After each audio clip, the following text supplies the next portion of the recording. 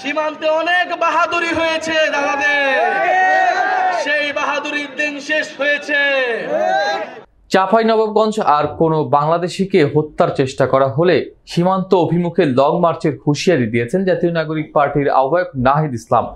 তিনি বলেছেন, চাঁপাইনবাবগঞ্জ সীমান্তের প্রতিরোধের প্রতীক। চাঁপাইনবাবগঞ্জ মানে সীমান্তে কাস্তে হাতে বসে থাকা কৃষক।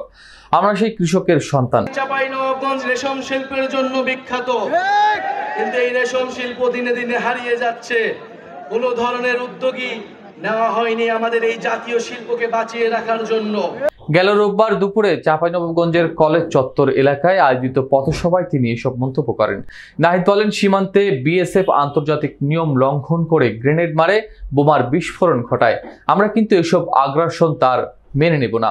সীমান্তে অনেক বাহাদুরি হয়েছে দাদাদের, সেই দিন শেষ হয়েছে। যদি আর কোনো সীমান্তে বাহাদুরি করা হয়, হত্যা চেষ্টা করা হয়, সীমান্তে অভিমুখে লং মার্চ ঘোষণা করব। আমাদের সীমান্ত আমরাই রক্ষা করব। তিনি আরো বলেন, চাঁপাইনবাবগঞ্জকে আমার রাজধানী বলা হয়, কিন্তু আমরা দেখছি এই আম বিশ্বে পরিচিত করতে কিংবা রপ্তানি করতে কোনো সরকারি উদ্যোগ নেয়নি। রেশম শিল্প এখানে বিখ্যাত, অথচ সেটা হারিয়ে যেতে বসেছে। জাতীয় এই শিল্পকে বাঁচাতে কোনো ধরনের উদ্যোগ নেয়নি সরকার। এছাড়াও আপনাদের আন্তনগর ট্রেনের দাবির প্রতি পূর্ণ সমর্থন জানাচ্ছি।